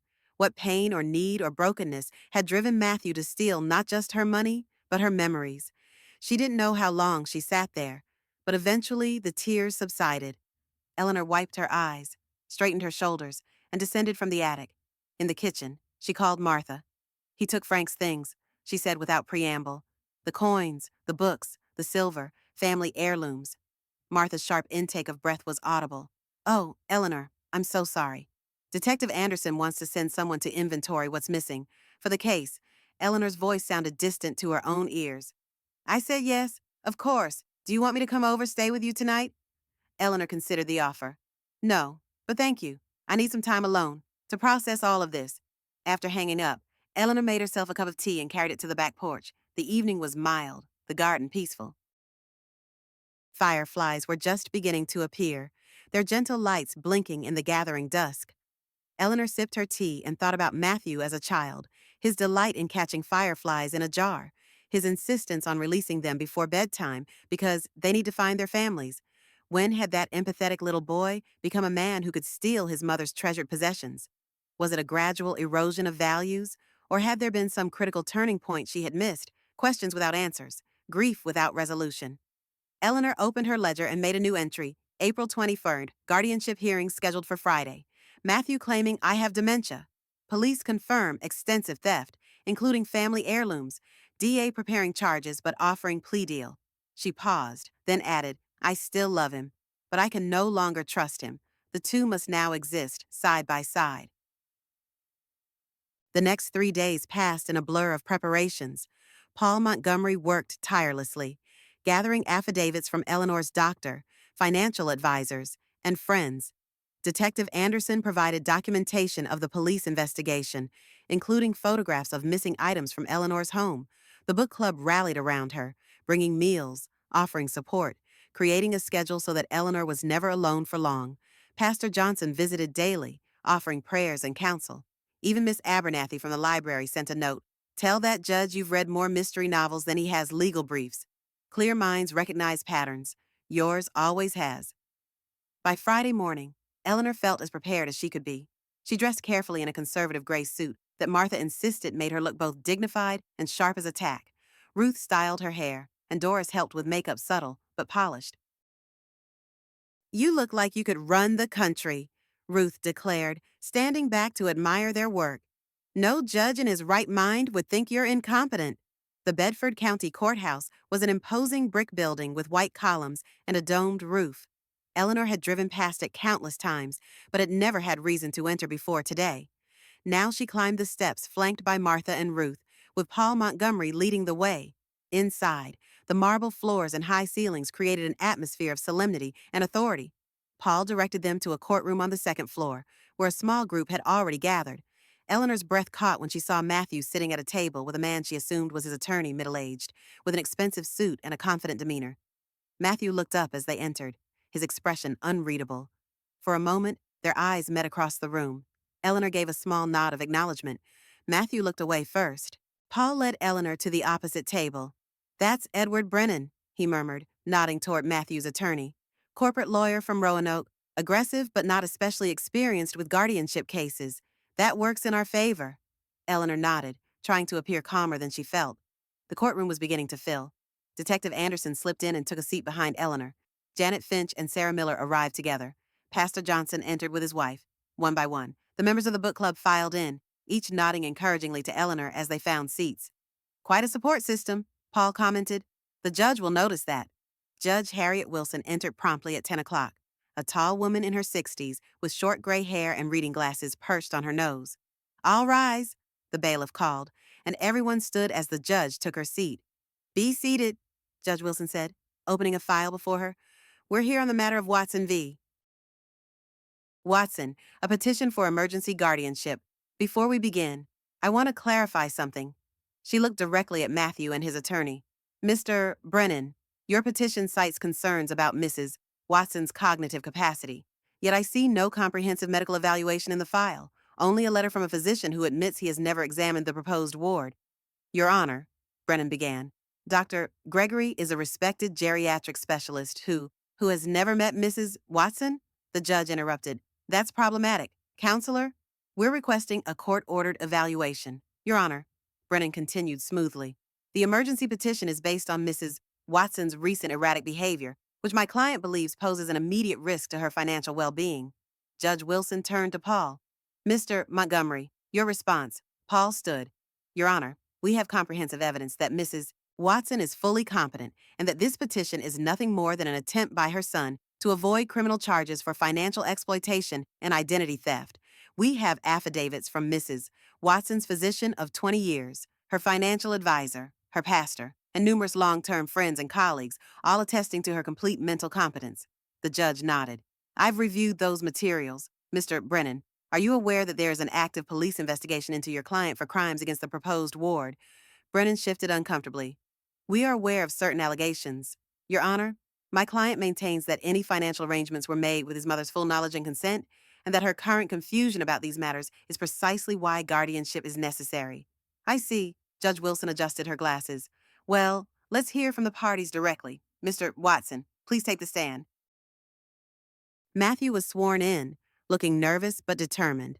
Under questioning from his attorney, he painted a picture of Eleanor as an increasingly confused woman who had recently fallen under the influence of new friends who were turning her against her only son. When did you first notice changes in your mother's behavior? Brennan asked. About 6 months ago, Matthew replied. She began forgetting our conversations, misplacing things, then blaming me for taking them. Last month, she accused me of using her credit card without permission, when she's the one who added me as an authorized user years ago. Eleanor kept her expression neutral, though inside she was seething at the blatant lies. Paul squeezed her hand reassuringly. And the police report? Brennan prompted. That was the final straw, Matthew said, his voice catching theatrically. My mother has always been my biggest supporter. For her to suddenly accuse me of stealing from her, it can only be explained by confusion or manipulation by others. I'm worried about her, and I want to protect her from herself and from those taking advantage of her condition. When it was Paul's turn for cross-examination, his approach was methodical and devastating. Mr. Watson, you claim your mother added you as an authorized user to her credit card years ago. Can you provide any documentation of that authorization? Matthew hesitated. It was a verbal agreement. I see. And these other accounts, the student loan, the store credit card, the personal line of credit, were those all verbal agreements as well? Objection, Brennan called. The validity of those accounts is a separate legal matter. Your Honor, Paul countered. Mr. Watson's credibility is directly relevant to this proceeding. He's asking the court to grant him control over his mother's finances based on his assessment of her competence. His own financial dealings with her are absolutely pertinent. Overruled, Judge Wilson said. The witness will answer. Matthew swallowed visibly. My mother was aware of those accounts. Was she, or did you forge her signature, as the handwriting analysis from the police investigation suggests? Objection. Brennan stood. Counsel is testifying. Sustained, the judge said. Rephrase, Mr. Montgomery. Paul nodded. Mr. Watson, are you aware that a forensic handwriting analyst has examined the signatures on those accounts and determined they were not your mother's? Matthew's face flushed. I'm not aware of that. No. Let me ask you this. Then, when did your mother's alleged cognitive decline begin? You said 6 months ago? Yet some of these accounts were opened nearly 2 years ago. How do you explain that discrepancy? Matthew faltered. The decline has been gradual. So gradual that no one else noticed, not her doctor, not her friends of 30-plus years, not her pastor, not her financial advisor. Paul's voice was relentless but controlled. Mr. Watson, isn't it true that you filed this guardianship petition only after learning you were under police investigation for financial crimes against your mother? Objection, Brennan practically shouted. Counsel is badgering the witness. I'll allow it, Judge Wilson said, her eyes fixed on Matthew. Answer the question, Mr. Watson. Matthew's confidence was visibly crumbling. I filed it because I'm concerned about her. Concerned about her, or concerned about the consequences of your actions, Paul pressed. Concerned about her, Matthew insisted, but his voice lacked conviction. Paul changed tactics.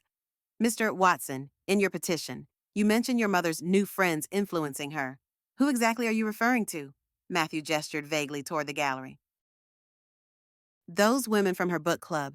They're always around now, filling her head with suspicions about me. Those women from her book club, Paul repeated. You mean the friends she's had for 15 to 30 years? The same book club that's been meeting monthly since before your father died. Those new friends? Matthew's expression tightened. They've never liked me. One final question. Mr. Watson, if your mother is as confused as you claim, why did you attempt to access her bank accounts after she explicitly revoked your authorization? Why did you try to transfer funds without her knowledge or consent? I was trying to protect her assets, Matthew said weakly. From whom, Mr. Watson? From herself or from the consequences of your actions? Paul didn't wait for an answer. No further questions, Your Honor. When Eleanor took the stand, she felt surprisingly calm. The initial shock and hurt had given way to a clear-eyed determination. She answered Paul's questions with precision and dignity, explaining her discovery of the unauthorized charges, her methodical investigation, and her confrontation with Matthew. Mrs. Watson, Paul asked, do you believe you need a guardian to manage your affairs? No, I do not, Eleanor said firmly. I am fully capable of managing my finances, my health care, and my daily life, as I have been doing successfully since my husband's death 15 years ago.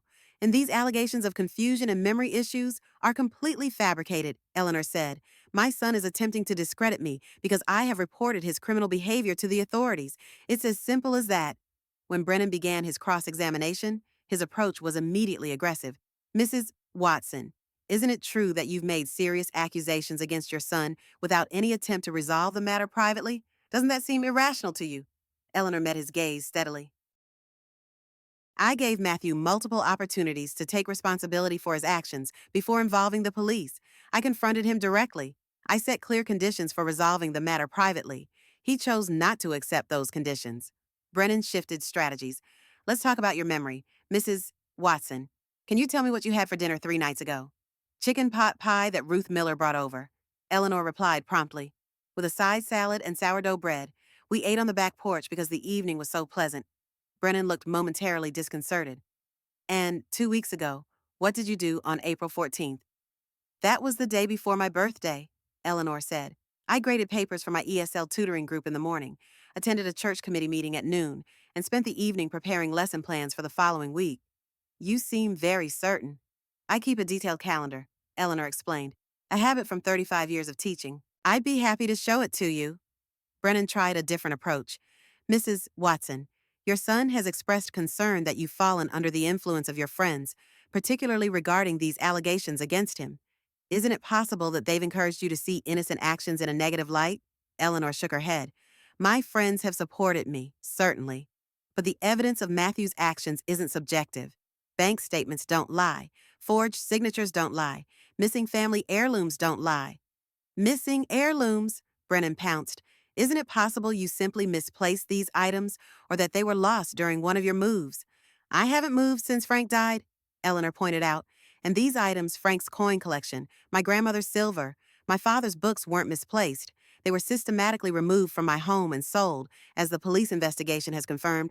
Brennan had no effective response to that. After a few more attempts to trip Eleanor up, all of which she handled with calm precision, he gave up. No further questions, Your Honor. Judge Wilson called a brief recess before hearing from the final witnesses, Detective Anderson, Janet Finch, and Eleanor's personal physician, Dr. Melinda Chin. In the hallway outside the courtroom, Martha hugged Eleanor tightly. You were magnificent, absolutely magnificent.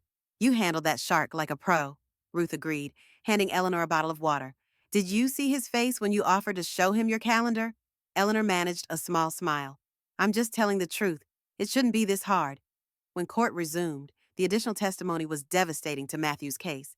Detective Anderson detailed the evidence of financial exploitation, including bank records showing deposits from pawn shops and auction houses that corresponded to missing items from Eleanor's home.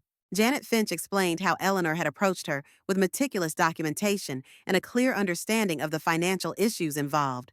In my professional opinion, she concluded, Mrs. Watson demonstrates not just competence, but exceptional financial literacy and attention to detail.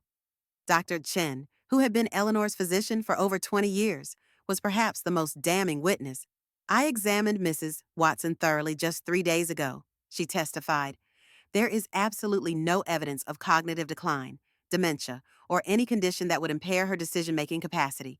Her memory, reasoning, and judgment are all intact and functioning at a high level. By the time closing arguments began, the outcome seemed inevitable. Still, Brennan made a valiant effort, emphasizing the unusual nature of a mother reporting her son to police and suggesting that this alone indicated impaired judgment. Paul's closing was brief but powerful. Your Honor, this case is not about Mrs. Watson's competence. The evidence overwhelmingly confirms her clear cognitive function and sound decision-making. This case is about Mr. Watson's attempt to avoid the consequences of his actions by discrediting the victim of his crimes. Granting his petition would not protect Mrs. Watson, it would leave her vulnerable to continued exploitation by the very person seeking control over her affairs. Judge Wilson took only 15 minutes to deliberate before rendering her decision. Having reviewed all evidence and testimony, I find no basis whatsoever for the guardianship petition. Mrs. Watson has demonstrated complete competence in all relevant areas. Furthermore, the evidence suggests this petition was filed in bad faith, as an attempt to interfere with an ongoing criminal investigation. She looked directly at Matthew, her expression stern. Mr. Watson, I am dismissing this petition with prejudice, meaning it cannot be refiled. I am also ordering you to pay all reasonable attorney's fees incurred by your mother in defending against this action. Matthew slumped in his chair, his face ashen. Mrs. Watson? The judge continued, her expression softening slightly.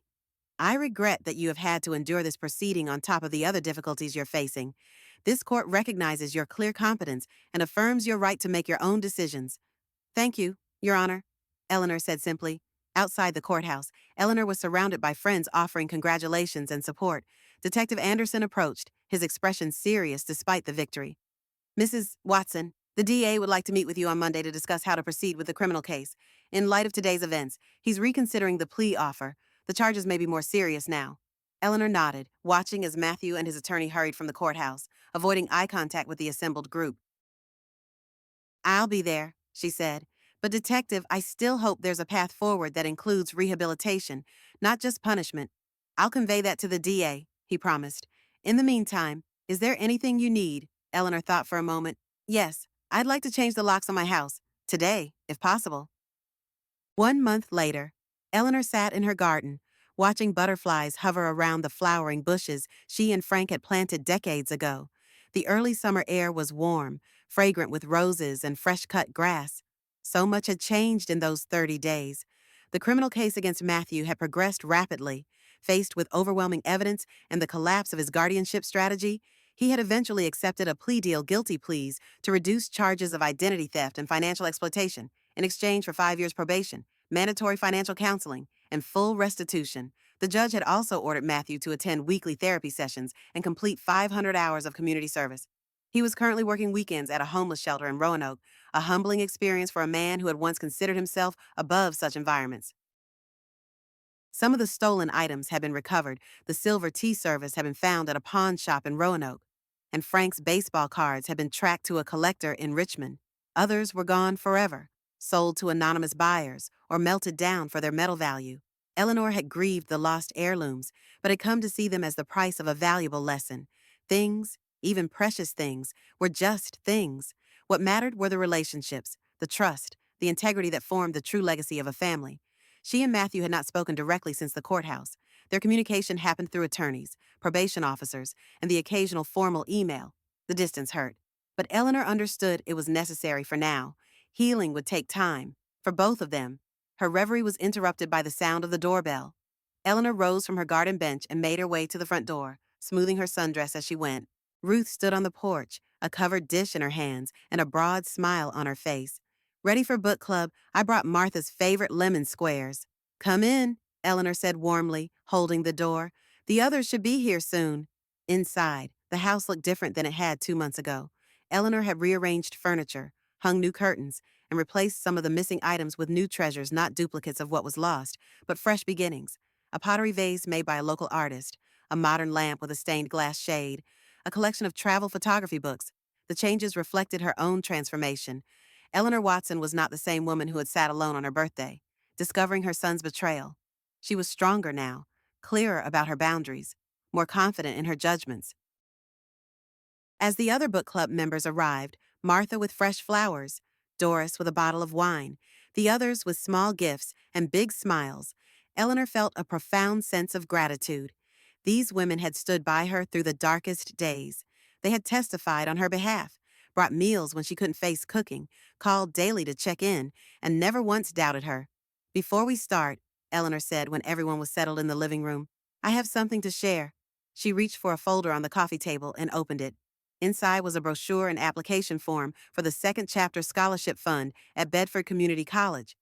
I've established a scholarship, she explained, For women over 50 who want to pursue education after raising families or supporting others, it's not huge, just enough for books and fees for one woman each year, but it's a start. Eleanor, that's wonderful, Martha exclaimed. What inspired this? Eleanor smiled. All of you, actually? This experience showed me how valuable it is to have knowledge, skills, and a support network. Not every woman my age is so fortunate. I want to help change that, in my small way. Ruth raised her glass. To Eleanor's second chapter scholarship. May it help many women write their own stories.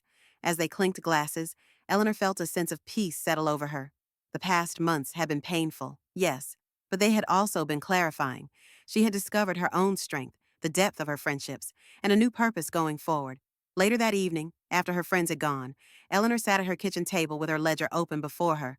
She had continued her daily entries throughout the ordeal, documenting each development, each decision. Now she wrote May 21st, 2025. Scholarship established today. Criminal case proceeding. Some heirlooms recovered, others lost. Matthew beginning therapy according to probation officer. Still no direct contact, but his attorney conveyed a message. I'm sorry. Not enough. Not yet. But perhaps a beginning. She paused, then added a final line. Last year's birthday taught me what I would not accept. This year's birthday will celebrate what I choose to build instead. Eleanor closed the ledger, but left it on the table where she could see it. Unlike the previous entries, hidden away in drawers, this one deserved to remain visible, a reminder not of betrayal, but of resilience. Outside, fireflies had begun their evening dance, pinpricks of light against the gathering dusk. Eleanor watched them from her window, thinking of the little boy who had once delighted in their glow. That boy was still somewhere within the man Matthew had become. Perhaps, with time and boundaries and consequences, he might find his way back to the person he was meant to be. In the meantime, Eleanor had her own light to tend: her friendships, her community work, her scholarship, her teaching. The birthday gift she had received this year wasn't one anyone had wrapped or planned. It was the gift of her own strength, discovered when she needed it most. And that, Eleanor reflected as she prepared for bed, was a gift that would never lose its value, unlike silver or coins or first editions. It was the one treasure no one could ever take away. They say time heals all wounds, but Eleanor Watson had learned a different truth. Time merely reveals their depth. The ledger she kept through it all, documenting each betrayal. Each small victory now rested open on her kitchen table, no longer hidden in drawers. She had lost treasures that could never be replaced. Frank's coin collection, her grandmother's silver, the innocent belief that blood is thicker than water. But in that crucible of betrayal, she had found something unexpected: her own steel spine, the unshakable support of true friends, and a clarity about boundaries that had eluded her for 62 years. As fireflies began their evening dance outside her window, Eleanor watched them pulse with light then darkness, like truth, like pain, like healing. The scholarship fund would help women write new chapters after lives spent giving to others. Perhaps that was the most fitting response to betrayal: not bitterness, but creation; not isolation, but community. Matthew's simple "I'm sorry" wasn't enough. Not yet. But it was a beginning. Sometimes the most profound gifts arrive unwrapped, unmarked, and uninvited. They come disguised as heartbreak, as betrayal, as moments when we must finally decide: what will I allow, what will I protect, and most importantly, who will I become in the aftermath?